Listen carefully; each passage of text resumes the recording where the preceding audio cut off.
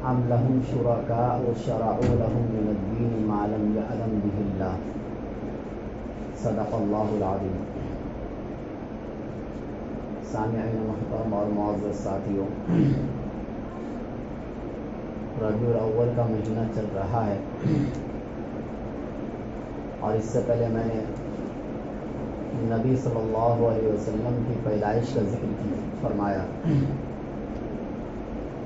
آپ صلی اللہ علیہ وسلم کا ذکر اس دنیا میں سب سے افضل عبادت ہے۔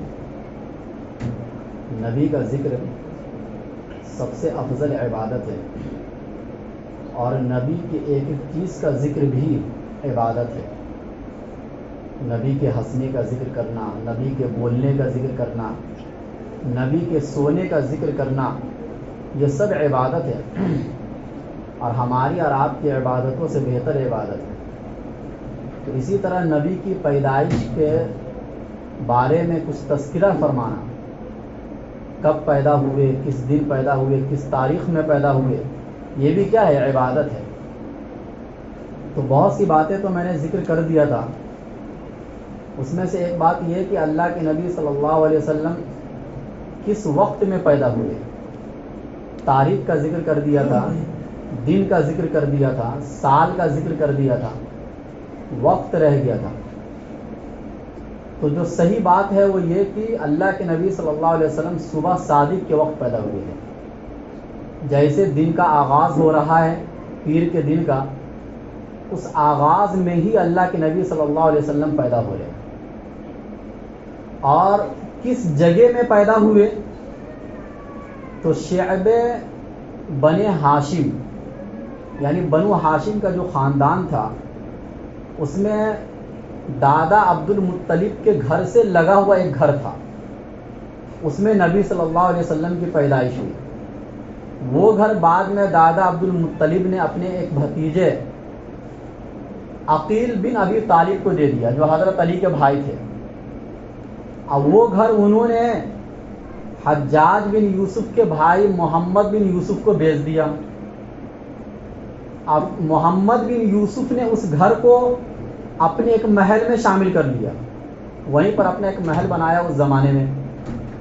جب ہارون رشید کا زمانہ آیا تو ہارون رشید نے اس گھر کو الگ کر دیا اس کے محل سے، اور اس جگہ کو برابر کر دیا، اور اس کے بازو میں مسجد بنا دیا۔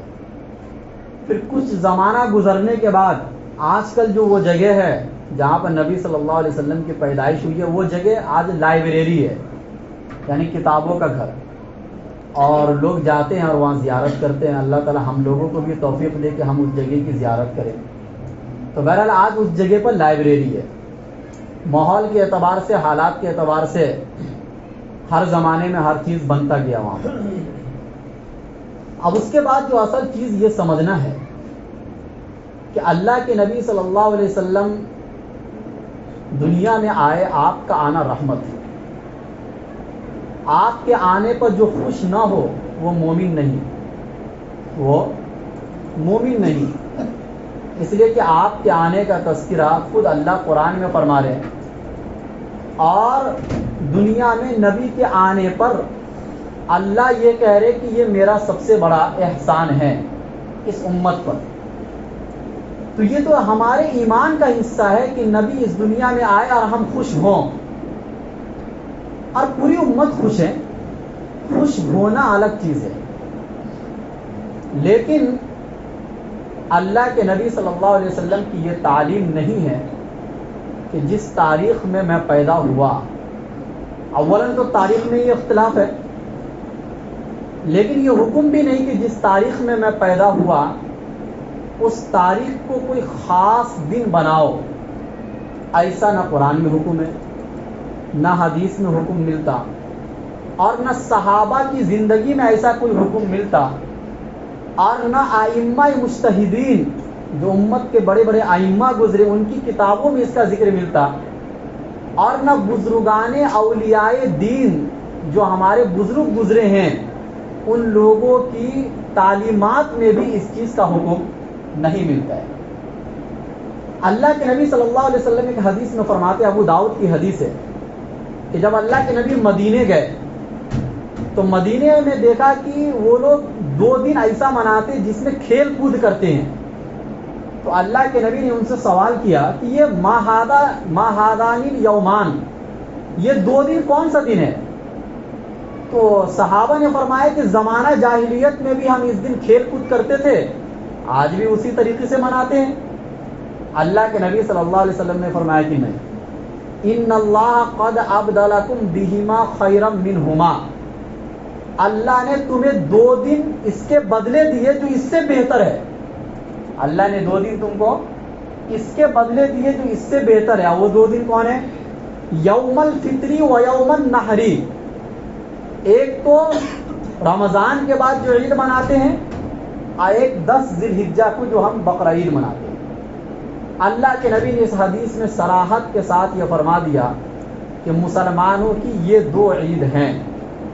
اس کے علاوہ کسی تیسری عید کا ذکر اللہ کے نبی صلی اللہ علیہ وسلم نے اس حدیث میں نہیں فرمایا، اور نہ صحابہ کی زندگی میں کسی تیسری عید کا ذکر ملتا ہے. میں آپ کے سامنے قرآن اور حدیث پیش کرنا چاہتا ہوں. میرا مقصد کسی کو برا بھلا کہنا یا کسی پر طنز کرنا نہیں. آپ خود اس چیز کو سمجھیے جو حدیث میں ہے یا جو قرآن میں ہے، اس کو سمجھنے کی کوشش کیجیے، اور ہماری بات اگر غلط لگے تو اس کے اوپر سوال کیجیے، اعتراض کیجیے، اس کا آپ کو حق بنتا ہے. ہم قرآن کی روشنی میں دیکھتے ہیں اللہ تعالیٰ نے فرمایا ام لہم شرکاء شرعوا لہم من الدین ما لم یأذن بہ اللہ، کہ کیا ان کے لیے کوئی اور شرکا ہیں میرے علاوہ، کوئی اور خدا ہیں کہ جنہوں نے دین میں سے اس کو ایسے کام کرنے کا حکم دیا جس کا میں نے حکم نہیں دیا. یعنی میرے علاوہ کوئی اور بھی ہیں کہ جو دین کے نام پر کچھ کرنے کا حکم دے حالانکہ میں نے اس کا حکم نہیں دیا. یہ قرآن کی آیت میں ہے. یعنی اللہ نے اپنے نبی کے ذریعے سے 2 عید کا حکم دیا جو بطور ثواب کے ہم مناتے ہیں، بطور دین کے ہم مناتے ہیں، وہ ہمارے دین کا حصہ ہے. اس کے علاوہ کسی عید کا ہم نے حکم نہیں دیا، تو پھر منانے کا بھی ذکر نہیں ہونا چاہیے جب ہم نے حکم نہیں دیا. تو دوسری جگہ قرآن کریم میں اللہ فرماتے ہیں وَذَرِ الَّذِينَ اتَّخَذُوا دِينَهُمْ لَهْوًا وَلَعِبًا، آپ ان لوگوں کو چھوڑ دیجئے جنہوں نے اپنے دین کو کھیل اور مذاق بنا دیا ہے. اپنے دین کو کھیل اور مذاق بنا دیا ہے. آپ دیکھیں گے اس تاریخ میں جو لوگ مناتے ہیں، میں ان کی نیت پر شک نہیں کرتا، ان کی نیت محبت کی ہوتی ہے، لیکن آپ یوٹیوب پر تھوڑا سرچ کیجئے اور دیکھیے نبی کے نام پر بہت سی جگہوں پر گانے بجانے ہو رہے ہیں، ڈانس تک ہو رہے ہیں. اور امروہہ ایک جگہ ہے یو پی کے اندر، وہاں کا ایک واقعہ آیا کہ ایک عورت کو لایا گیا، اس کو نبی کی ماں بنایا گیا، اور اس عورت سے عین اسی وقت ایک بچہ پیدا ہوا، اور یہ کہا کہ یہ نبی پیدا ہو رہے، نعوذ باللہ. یہ ہو سکتا نا، کیونکہ جس کی اصل صحابہ کے زمانے میں نہ ہو، بعد میں شروع ہو تو کوئی بھی طریقہ ایجاد ہو سکتا ہے. بعد میں علماء نے فتویٰ دیا کہ جنہوں نے اس کام کو کیا، اس مجلس میں جتنے لوگ شریک تھے وہ سب کافر ہو گئے، اور پھر سے ان کو نکاح پڑھنا پڑا، پھر سے، کیونکہ نبی کا مذاق یہ کفر ہے. نبی کا مذاق اور نبی کے نام پر کچھ بھی کرنا یہ کفر ہے. تو جنہوں نے اپنے دین کو کھیل اور تماشا بنا لیا. اسلام میں جو 2 عید ہے آپ اس پر غور کیجئے، اس پر میں آگے بات کروں گا. اس میں کھیل اور تماشا آپ کو نظر نہیں آئے گا، ایک عاجزی نظر آئے گی، غریبوں کی مدد آپ کو نظر آئے گی، سیدھا سادہ لباس، اللہ کے سامنے آ کر سجدہ ریز کرنا. یہ ہماری عید کا تصور ہے جو اسلام پیش کرتا ہے. جس میں کھیل کود ہو وہ عید اسلامی عید تو بہرحال نہیں ہو سکتا ہے. اللہ کے نبی نے حدیث میں فرمایا یہ تو قرآن کی روشنی میں 2 آیت میں نے یوں ہی پڑھا. اللہ کے نبی نے حدیث میں فرمایا من احدث فی امرنا ھذا ما لیس فی فہو رد. صحیح بخاری کی حدیث ہے کہ جو ہمارے اس دین میں ایسا طریقہ ایجاد کرے جو دین کا حصہ نہیں ہے تو وہ مردود ہے. وہ کام کیا مردود ہے؟ اس کو اسلامی طریقہ نہیں کہا جائے گا. ایک حدیث میں اللہ کے نبی صلی اللہ علیہ وسلم نے فرمایا تھا, واضح حدیث, ابو داؤد کی حدیث ہے کہ لا تجعلوا بیوتکم قبورا, تم اپنے گھروں کو قبرستان نہ بناؤ. اور آگے فرمایا قبرستان نہ بنانے کا مطلب گھروں میں عبادت کرو, تلاوت قرآن وغیرہ یہ سب بھی کرو. اب آگے جو جملہ فرمایا اللہ کے نبی نے وہ سننے والا جملہ ہے کہ وَلَا تَجْعَلُوا قَبْرِي عِيدًا, میری قبر کو عید نہ بناؤ, میری قبر کو عید نہ بناؤ. ابو داؤد کی حدیث ہے. کیا مطلب؟ یعنی جس طریقے سے عید کے لیے, عید کی ایک تاریخ ہوتی ہے اور اس کے لیے لوگوں کو بلایا جاتا ہے باضابطہ. عید کا جو دن ہوتا ہے اعلان ہوتا ہے نا, بھائی عید کی نماز اتنے بجے ہوگی, اور اس کی ایک تاریخ ہوتی ہے. اس طریقے سے میری قبر کو نہ بناؤ. یعنی جب آپ کا من چاہے آپ آ جاؤ میری قبر پر, لیکن ایک تاریخ سال میں متعین کر کے اسی دن اس دن کو فضیلت سمجھ کر آنا, اس سے اللہ کے نبی صلی اللہ علیہ وسلم نے منع فرمایا. عید اسی کو کہا جاتا ہے. اور گویا کہ جب اللہ کے نبی نے عید مکانی یعنی کسی جگہ کو عید بنانے سے منع کر دیا, تو عید زمانی, کسی زمانے کو, کسی مہینے کو عید بنانا, یہ بدوجہ اولا اس حدیث سے کیا ہو جائے گا؟ منع ہو جائے گا. اگر آپ کو اس طریقے سے نہیں سمجھ میں آ رہا ہے تو آپ اس طریقے سے سمجھیے کہ اللہ کے نبی صلی اللہ علیہ وسلم جس جگہ مدفون ہے, جو نبی کی قبر مبارک ہے, وہ سب سے افضل جگہ ہے. اور اللہ کے نبی اپنی قبر میں حیات سے ہے, یہ ہمارا عقیدہ ہے. اپنی قبر میں حیات سے, اگرچہ وہ حیات برزخی ہیں لیکن حیات سے ہیں. جب اللہ کے نبی حیات سے ہیں, وہ جگہ افضل جگہ ہیں, اور اس کی افضلیت آج تک ہے. ایسا تو نہیں کہ نبی کے جانے سے اس کی افضلیت ختم ہو گئی, اس کی افضلیت آج تک ہے. اسی وجہ سے ہم اس جگہ کی زیارت کے لیے جاتے ہیں. وہ مسجد نبوی کا حصہ ہے. لیکن اس کے باوجود بھی اللہ کے نبی نے اس جگہ کو عید بنانے سے منع کر دیا. تو جس دن اللہ کے نبی پیدا ہوئے تھے وہ دن آج نہیں ہے, بلکہ اس کا مثل ہے. وہ دن سیم ٹو سیم وہ دن آج نہیں ہے, بلکہ اس کا مثل ہے. کیونکہ زمانہ ایک جگہ پر رکتا نہیں ہے, بلکہ وہ چلتے رہتا ہے. برخلاف شب قدر کے, کہ شب قدر کے بارے میں خود اللہ نے فرما دیا, نبی نے فرما دیا کہ یہ ہر سال لوٹ کر آئے گی, تو اس کی بات الگ ہے. لیکن جس دن اللہ کے نبی پیدا ہوئے تھے وہ دن بار بار لوٹ کر اس فضیلت کے ساتھ لوٹ کر نہیں آئے گا. جب جس کی فضیلت موجود ہے اس کو عید منانے سے منع کر دیا, تو جس کی فضیلت آج نہیں ہے اس کو عید کیسے بنایا جا سکتا ہے؟ تیسری حدیث, اللہ کے نبی نے فرمایا جمعہ کے دن کو روزے کے ساتھ خاص نہ کرو. یعنی جمعہ کے دن فضیلت سمجھ کر روزہ رکھنا اور اس کو خاص کر دینا, اس سے اللہ کے نبی نے منع فرمایا. اور جمعے کی رات کو شب گزاری کے لیے خاص نہ کرو. یعنی جمعے کی رات میں ہمیں جاگنا ہے خاص طور سے, اور اس کو آپ نے خاص کر دیا, اس سے اللہ کے نبی نے منع فرمایا. اس حدیث سے یہ سمجھ میں آیا کہ جو خصوصیت شریعت سے منقول نہیں ہے اس کو خاص کرنا دین میں جائز نہیں ہے. جو چیز شریعت سے منقول نہیں ہے, یعنی جو خصوصیت جس دن کو اللہ نے خاص نہیں کیا, جس دن کو نبی نے خاص نہیں کیا کہ فلاں دن یہ کام کرو, بعد میں چل کر آپ نے اس دن کو خاص کر لیا کسی کام کے لیے, اس حدیث کی روشنی میں وہ خصوصیت دین میں جائز نہیں ہے. چوتھی حدیث, اللہ کے نبی نے فرمایا ما انا علیہ واصحابی, وہ ایک فرقہ جو جنت میں جائے گا وہ فرقہ ہوگا جس پر میں اور میرے صحابہ ہیں, جس پر میں اور میرے صحابہ ہیں. ہم اپنے عمل کو جانچیں گے, پرکھیں گے کہ میرا عمل نبی کے طریقے پر اور صحابہ کے طریقے پر ہے یا نہیں ہے, پھر ہم جنتی فرقہ ہیں. اور اگر میرا عمل نہ نبی کے طریقے پر نہ صحابہ کے طریقے پر, بلکہ وہ بات اچھا ایک چیز اور کہ اس کا سبب نبی کے زمانے میں موجود ہو اور پھر بھی وہ طریقہ نہ ہو. جیسے ربیع الاول کا مہینہ بار بار نبی کے زمانے میں آیا لیکن پھر بھی وہ طریقہ نہیں تھا نہ نبی کے زمانے میں. خلافت راشدہ کا دور 30 سال تھا, حضرت ابو بکر صدیق, عمر فاروق, عثمان غنی, حضرت علی, 30 سال ان کی خلافت کا دور تھا, لیکن پھر بھی وہ طریقہ نہیں آیا. اور بعد میں چل کر وہ طریقہ آ رہا ہے، تو مطلب یہ ہوا کہ یہ اس طریقے میں سے نہیں ہے جو طریقہ آپ کو جنت میں لے کے جائے گا۔ حدیث کی روشنی میں ما انا علیہ و اصحابی، اسی طریقے سے اجماع امت سے بھی یہ طریقہ غلط ہے۔ اجماع امت کے بڑے بڑے علماء 6 صدی کے بعد جب یہ سلسلہ شروع ہوا، اللہ کے نبی کے 600 سال کے بعد یہ سلسلہ شروع ہوا، اس کے بعد سے جتنے بھی بڑے بڑے علماء آئے سب نے اس کو منع کیا۔ علامہ ابن تیمیہ رحمۃ اللہ علیہ، علامہ ابن قیم رحمۃ اللہ علیہ، علامہ ابن الحاج المالکی رحمۃ اللہ علیہ، یا علامہ تاج الدین الفاقہانی رحمۃ، یہ امت کے بڑے بڑے علماء ہیں، بہت سارے نام ہیں، امام شاطبی رحمۃ اللہ علیہ، ان تمام لوگوں نے اس چیز کو منع کیا، اس عید کو منع کیا ہے۔ پتہ چلا امت کے علماء کی نظر میں بھی یہ چیز صحیح نہیں ہے۔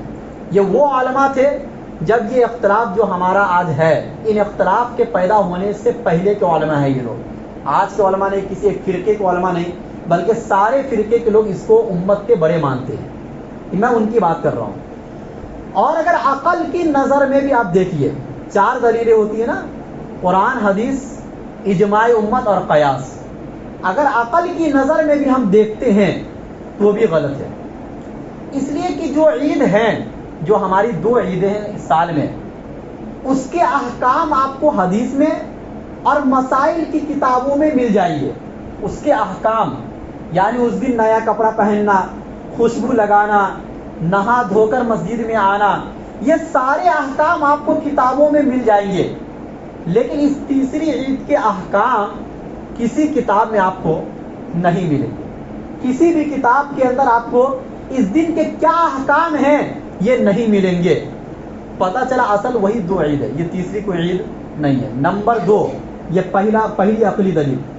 دوسری عقلی دلیل یہ ہے کہ اللہ کے نبی نے جب صراحت کے ساتھ یہ کہہ دیا کہ عید 2 ہیں، اور تیسری عید کا ذکر نہ حدیث میں نہ صحابہ کے زمانے میں ملتا ہے، تو پھر یہ منانا بھی کیا ہو جائے گا؟ غلط ہو جائے گا۔ اس کے لیے کوئی دلیل کی ضرورت ہی نہیں ہے، سب سے بڑی بات تو یہ ہے۔ اور تیسری دلیل کہ ہماری جو بھی 2 عید ہے وہ عبادت کے ساتھ خاص ہے۔ ہم اپنی عید کا آغاز عبادت سے کرتے ہیں۔ کس سے کرتے ہیں؟ بھائی آپ نیا کپڑا پہن کر نہا دھو کر سب سے پہلا کام کیا کرتے ہیں؟ مسجد میں آتے ہیں، اور اس کے بعد یا تو قربانی کا عمل کرتے ہیں، یا عید والا دن ہے تو اس کے بعد جو بھی خوشی منانے کا جو بھی طریقہ ہے آپ اس کے بعد کرتے ہیں۔ پہلے اللہ کے سامنے آ کر سجدہ ریز ہوتے ہیں۔ یہ ہماری عید کا اور مسلمانوں کی عید کا طریقہ ہے۔ اس دن کوئی عبادت نہیں ہوتی ہے، اللہ اس دن کسی عبادت کا ذکر قرآن اور حدیث میں ملتا ہے، اور اگر کسی نے ذکر کیا ہے تو بہرحال وہ حدیث میں نہیں ہے، وہ اپنی طرف سے ہے۔ 3 دلیلیں ہو گئی۔ اس کے بعد اللہ کے نبی نے اس دن روزہ رکھا ہے، اپنی پیدائش کے دن روزہ رکھا ہے، صحیح مسلم کی حدیث ہے، اور عید والے دن روزہ رکھنے سے اللہ کے نبی نے منع فرمایا ہے، صحیح بخاری یا صحیح مسلم کی حدیث ہے۔ اس دن روزہ رکھ کر اس دن کو عید منانے سے گویا کہ اللہ کے نبی نے منع فرما دیا۔ اپنے عمل کے ذریعے سے اس دن کو عید مناؤ، اس تصور کو اللہ کے نبی نے کیا کر دیا؟ ختم کر دیا۔ اسی طریقے سے ہماری جو بھی عیدیں ہیں اس کا آغاز صبح سے ہوتا ہے۔ کہاں سے ہوتا ہے؟ صبح سے۔ فجر کی نماز کے بعد سب سے پہلے 2 رکعت ہم نماز عید کی پڑھتے ہیں، خوشی کی نماز پڑھتے ہیں، یعنی صبح سے اس کا آغاز ہو جاتا ہے۔ لیکن یہ والی جو ہم عید مناتے ہیں اس کا کوئی ٹائم ٹیبل نہیں ہے، کوئی ظہر کے بعد منائے گا، کوئی شام میں منائے گا، کوئی رات سے آغاز ہو جائے گا، کوئی ایک وقت متعین نہیں ہے۔ وقت کیسے متعین ہوگا جب اس کا ثبوت ہی نہیں ہے؟ اللہ کے نبی نے ان 2 عیدوں کے بارے میں فرمایا کہ اس کا وقت صبح سورج نکلنے کے بعد ہے، اس کا وقت جو مکروہ وقت ہوتا ہے فجر کے بعد، سورج نکلنے کے بعد اس کا وقت شروع ہو جاتا ہے، یہ حدیث میں ہے، لیکن اس عید کے وقت کے بارے میں کوئی حدیث سے ثبوت نہیں ہے۔ اسی طریقے سے صحابہ اور تابعین کے زمانے میں جب یہ چیز نہیں تھی اور آج یہ چیز آئی تو مطلب یہ ہے کہ پھر یہ چیز غلط ہے، کیونکہ اس کا سبب موجود تھا اس زمانے میں، پھر بھی ان لوگوں نے نہیں کیا۔ آج ہم کر رہے ہیں تو مطلب یہ کہ اس کا ثبوت قرآن اور حدیث سے نہیں ہو سکتا، یا جو بہترین زمانہ جس کو اللہ کے نبی نے فرمایا ان بہترین زمانے سے اس کا ثبوت نہیں ہو سکتا ہے۔ اور آخر میں چل کر کہ جب اس دن کے تاریخ کے بارے میں ہی اختلاف ہے. اللہ کے نبی کس تاریخ کو پیدا ہوئے اس میں اختلاف ہے. نمبر 2، وفات کا مہینہ اور پیدائش کا مہینہ. وفات کا دن اور پیدائش کا دن ایک ہے، حدیث سے ثابت ہے. تو آپ اس مہینے میں خوشی منا رہے ہیں تو نبی کا وفات اس خوشی کے لیے معنی بن رہا ہے، اور اگر غم منا رہے ہیں تو نبی کی پیدائش اس غم کے لیے کیا بن رہی ہے؟ معنی بن رہی ہے. آپ کوئی بھی ایک کام کریں گے دوسری چیز اس میں رکاوٹ بن رہی ہے. اگر آپ پیدائش کی خوشی منا رہے ہیں تو نبی اسی مہینے میں وفات بھی پائے ہیں اور اسی دن میں وفات پائے ہیں. تاریخ میں اختلاف ہے تو تاریخ میں پیدائش کی تاریخ میں بھی اختلاف ہے. اگر وفات کی تاریخ میں اختلاف ہے تو پیدائش کی تاریخ میں بھی اختلاف ہے. ہمیں تاریخ سے کوئی لینا دینا نہیں، لیکن مہینہ اور دن ایک ہے. جب مہینہ ایک ہے، دن ایک ہے، تو آپ خوشی منا رہے ہیں نبی کے جانے پر یا نبی کے آنے پر؟ یہ ایک سوال پیدا ہوتا ہے، آپ کس چیز کے اوپر خوشی منا رہے ہیں؟ یہ 7 عقلی دلیل ہے جس کو آپ تنہائی میں بیٹھ کر سوچئے اور سمجھئے کہ جو کام ہم کر رہے ہیں کیا یہ قرآن اور حدیث کی روشنی میں ہے. اب سوال یہ پیدا ہوتا ہے کہ یہ شروع کیسے ہو گیا پھر؟ تو ایک موصل ایک علاقہ ہے اور اس میں ایک گاؤں ہے اربل، وہاں کا ایک بادشاہ تھا. اربل کا بادشاہ، اس کا نام مظفر الدین تھا. بادشاہ جب بنا تو اس کو عیاشی سوجھی اور اس نے جو ہے نا یہ کام اپنے طریقے سے شروع کیا. لیکن ظاہر سی بات ہے یہ کام کرنے کے لیے دلائل کی ضرورت تھی. اچھا، یہ بادشاہ کیسا تھا اس کے بارے میں بھی سنیے. یہ سن 604 ہجری میں یہ کام شروع کیا. اس کی وفات ہوتی ہے 630 ہجری کے اندر. یہ بادشاہ رعایا کے مال کو بہت بے دردی سے خرچ کرتا تھا اور عید میلاد النبی کے نام پر ایک عید شروع کیا اور ہر سال 3 لاکھ روپیہ خرچ کرتا تھا. علامہ ذہبی رحمۃ اللہ علیہ فرماتے ہیں کہ بیت المال میں سے جو عوام کا مال تھا اس میں سے 3 لاکھ روپیہ اس کے اوپر خرچ کرتا تھا. اس زمانے کا 600 آج سے تقریباً 800 سال پہلے 3 لاکھ بہت ہو جاتا ہے. اور اتنا روپیہ خرچ کرتا تھا اور محرم کے مہینے سے ہی لوگ اس کے پاس جمع ہونا شروع ہو جاتے تھے اور وہ پھر الگ الگ خیمہ بناتا تھا. ہر خیمے میں مطلب گانے بجانے کے آلات اور اسی طریقے سے قوالی سنانے والے واعظین، مقررین، جو درباری اس زمانے میں مولوی تھے، بادشاہوں کے مولانا بھی ہوا کرتے نا ہر زمانے میں، ایسے لوگ تھے جو لمبے لمبے بیانات کرتے تھے، من گھڑت موضوع باتیں جس کا دین سے کوئی تعلق نہیں. اور اس طریقے سے اس نے ایجاد کیا. تو اس نے ایک مولانا کو کھڑا کیا کہ بھائی اس کے اوپر کوئی دلائل بھی ہونا چاہیے نا، امت کو ہم کیا بتائیں گے. تو اس کا نام تھا عمر بن دہیا ابو الخطاب. اس نے ایک کتاب لکھی، التنویر فی مولد البشیر النذیر. کتاب کا نام عربی میں اس نے کتاب لکھی اور اس کتاب میں اس نے دلائل اکٹھا کیا جیسا بھی اس نے اپنی طرف سے اکٹھا کیا. اور اس کو اس بادشاہ نے 1000 روپیہ دینار، 1000 دینار اس کو کیا دیا؟ انعام دیا. اس مولوی کے بارے میں علامہ ابن حجر رحمۃ اللہ علیہ فرماتے ہیں کہ تمام علماء کا اس بات پر اتفاق ہے کہ یہ جھوٹا شخص تھا. کیا تھا؟ یہ جھوٹا شخص تھا. تمام اس زمانے کے جتنے بھی علماء ہیں وہ فرماتے کہ جھوٹا تھا. اور دوسری جگہ پر علامہ ابن حجر لسان المیزان میں فرماتے ہیں کہ خبیث النفس، خبیث اللسان، زبان کا گندا انسان تھا یہ، احمق تھا یہ، شدید الکبر، بہت متکبر انسان تھا یہ، کیونکہ اس کا تعلق بادشاہ سے تھا تو بہت متکبر انسان تھا یہ. قلیل النظر فی امور الدین متہاونا، دین کے معاملے میں بہت لاپرواہ اور سست آدمی تھا. علامہ ابن حجر کو پوری دنیا مانتی ہے اور انہوں نے اپنی کتاب میں اس کے بارے میں، جنہوں نے اس کی ثبوت پر کتاب لکھے تھے، اس کے بارے میں ایسی باتیں کہی ہیں. بتاؤ ایسے آدمی کا سہارا لے کر جس کام کو شروع کیا گیا، جھوٹے آدمی کا سہارا لے کر وہ کام صحیح کیسے ہو سکتا ہے؟ اور 6 صدی تک، اللہ کے نبی کے جانے کے 600 سال تک نہ کسی محدث کو، نہ کسی عالم کو، نہ کسی فقیہ کو، نہ کسی بزرگ کو یہ کام سوجھی. بھائی چونکہ ہم سے زیادہ ان کو محبت تھی اللہ کے نبی سے، ہم سے زیادہ اس چیز کا تقاضا ان کے زمانے میں تھا، اس چیز کا تقاضا ہم سے زیادہ ان کے زمانے میں تھا کہ کوئی ایسا کام شروع کیا جائے جس سے غیروں پر روب جمے، جو آج کل اس طریقے کی بھی دلیل دیتے ہیں. اور یہ بھی کہا جاتا ہے کہ اگر اس کا ثبوت اس زمانے میں نہیں تھا، نبی اور صحابہ کے زمانے میں، تو منع کہاں ہے؟ یہ کوئی دلیل نہیں ہے. اس لیے کہ جو آدمی دعویٰ کرتا دلیل اس کے ذمے ہے.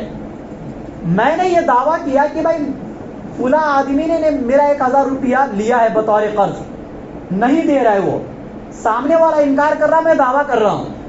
عدالت میں گیا تو جج صاحب یہ کہیں گے کہ بھائی تم دعویٰ کر رہے ہو، دلیل تمہارے ذمہ ہے. یہ دنیا کی عدالت میں بھی یہی کام ہوتا ہے اور اسلامی عدالت میں بھی یہی کام ہوتا ہے کہ جو دعویٰ کرے گا دلیل اس کے ذمہ. یہ کوئی دلیل نہیں کہ منع کہاں لکھا ہے. پھر فجر کی 2 رکعت سنت ہم 4 رکعت پڑھ لیتے ہیں. اللہ کے نبی نے کہا 2 رکعت سنت ہے، 4 منع کہاں ہے؟ جمعہ کی 2 رکعت فرض کے بجائے 4 رکعت آج پڑھا دیتے ہیں. بھائی منع کہاں ہے؟ 2 رکعت اللہ کے نبی نے فرمایا ہے، منع تو نہیں فرمایا نا. تو ایسے تو پورا دین ایک مذاق بن جائے گا. اس پر ایک لطیفہ سنا کر میں اپنی بات کو ختم کرتا ہوں کہ ایک آدمی گاڑی سے چل رہا تھا، اس نے جو ٹریفک کا نظام ہوتا اس کو سگنل اس نے توڑ دیا. پولیس نے اس کو پکڑا اور 200 روپیہ جرمانہ لگایا اور ایک جوتے بھی اس کو مار دیا. تو سامنے والے نے کہا، مطلب گاڑی والے نے کہا کہ بھائی 200 روپیہ جرمانہ تو قانون میں ہے، یہ ایک جوتے مارنا یہ قانون میں لکھا ہوا نہیں ہے. تو پولیس نے کہا کہ جوتے مارنا منع کہاں لکھا ہے؟ اگر قانون میں یہ نہیں لکھا ہوا تو منع بھی نہیں لکھا ہوا ہے نا، لہذا اس کو 2 جوتے اور مارے. تو وہ جج صاحب کے پاس گیا، کہا ایسا ایسا مسئلہ ہے، قانون میں تو یہی لکھا ہوا کہ بھائی 200 روپیہ جرمانہ لگے گا، اس نے 3 جوتے ابھی تک مار چکے ہیں. جج صاحب نے پوچھا پولیس سے، بھائی کیا ماجرا ہے؟ یہ آدمی تو صحیح کہہ رہا ہے کہ جرمانہ 200 روپیہ تھا، تم نے 3 جوتے مار دیے. تو انہوں نے کہا کہ دیکھو بات یہ ہے کہ ہم ان سے یہ کہتے ہیں کہ اللہ کے نبی نے جب 2 عید کہا تو تیسری عید کیوں مناتے ہو؟ تو انہوں نے کہا کہ منع کہاں لکھا ہے. تو یہ دلیل دیتے ہیں کہ تیسری عید سے منع کہاں لکھا ہے، تو اس لیے میں نے اس کو 3 جوتے مارے. جج صاحب نے کہا 5 اور مارو، اس لیے کہ منع کہاں لکھا ہے. تو اسی طریقے سے جب آپ جائیں گے اللہ تعالیٰ کے یہاں اور اللہ یہ سوال کر لیں گے کہ میرے نبی نے تم کو 2 بتایا تھا، 2 عید، تم نے تیسری منایا، آپ یہ جواب دیں گے اے اللہ آپ نے منع کہاں فرمایا تھا؟ آپ نے منع کہاں فرمایا تھا؟ تو اس کا جواب آپ ابھی سے ڈھونڈ لیجئے کہ جب اللہ یہ فرمائیں گے، جب میں نے قرآن میں اعلان کر دیا کہ الیوم اکملت لکم دینکم، آج میں نے تمہارے لیے تمہارے دین کو مکمل کر دیا. جب قرآن یہ اعلان کر رہا ہے کہ دین مکمل ہو گیا، اب کوئی تیسری چیز شروع کر رہے ہو دین کے نام پر، تو مطلب یہ کہ دین، تم یہی کہہ رہے ہو کہ دین مکمل نہیں ہوا ابھی. جب یہ چیز قرآن کی دلیل اللہ پیش کریں گے تو اس کا آپ کیا جواب دو گے؟ پھر وہاں بھی وہی کام ہوگا جو دنیا میں ہوا. تو اسی لیے اللہ تعالیٰ ہم لوگوں کو صحیح سمجھنے کی توفیق نصیب فرمائے. دیکھیے دنیا میں ہر آدمی آپ کو گمراہ کرے گا. آپ یہ مت دیکھو کہنے والا کون ہے، آپ یہ دیکھو کہ جو کہا جا رہا ہے قرآن اور حدیث کی روشنی میں وہ کہاں تک صحیح ہے. ہو سکتا ہے میں غلط کہہ رہا ہوں، لیکن آپ میری باتوں کو تھوڑا سمجھ تو سکتے ہیں، تنہائی میں بیٹھ کر اس پر غور تو کر سکتے ہیں. کسی دوسرے عالم سے، میرے کو چھوڑ کر کسی دوسرے عالم کو میری باتوں کو اس کے سامنے رکھ کر سوال تو کر سکتے کہ اس کا کہنا صحیح ہے غلط ہے. اور اتنی مطلب یہ تو ایسی بات ہے جو عقل میں آنے والی ہے کہ بھائی 2 عید صحابہ کے زمانے میں، نبی کے زمانے میں، حدیث میں آج تک، اچھا پوری امت 2 عید پر متفق ہے، اس میں کوئی اختلاف نہیں ہوتا ہے. تیسری عید جب آتی ہے تو اختلاف ہو جاتا ہے. تیسری عید جب آتی ہے تو امت میں اختلاف ہوتا ہے، کچھ لوگ مناتے ہیں کچھ لوگ نہیں مناتے ہیں. اور جو مناتے ہیں حقیقت بتاؤں وہ لوگ نماز نہیں پڑھتے، اس دن نماز کو ضائع کرتے ہیں. اور آج کل نبیوں کے نام پر، اللہ کے نبی کے نام پر گانے بجانے بھی ہو رہے بہت سی جگہوں پر. جس چیز کو اللہ کے نبی نے آ کر دنیا میں حرام قرار دیا تھا، اسی چیز کے ذریعے سے آپ اللہ کی محبت، نبی کی محبت کا اعلان کر رہے ہو. یہ کیسی محبت ہے؟ کہیں آپ اس عمل کے ذریعے سے نبی کی شان میں گستاخی تو نہیں کر رہے ہو؟ اور نبی کے شان میں گستاخی اتنی بڑی چیز ہے، سورہ حجرات میں اللہ نے فرمایا کہ اللہ کے نبی کے سامنے اگر کسی کی آواز بلند ہو جائے تو اس کا ایمان سلب ہو جائے گا، اس کا ایمان ختم ہو جائے گا۔ یا ایھا الذین آمنوا لا ترفعوا اصواتکم فوق صوت النبی، نبی کی آواز کے سامنے اگر کسی کی آواز بلند ہو جاتی ہے تو اس کا ایمان ختم ہو جائے گا۔ اور جو نبی کے شان میں، نبی کی محبت کے نام پر اگر آپ یہ کام کر رہے ہو جس کا نبی نے حکم نہیں دیا بلکہ اس کو منع کیا ہے، تو بتاؤ یہ کہاں جائے گا؟ آپ تھوڑا اس چیز کو سوچئے، کہیں آپ اس عمل کے ذریعے سے اپنے ایمان کو تو برباد نہیں کر رہے۔ اللہ ہم سب کو کہنے سننے سے زیادہ عمل کرنے کی توفیق نصیب فرمائے۔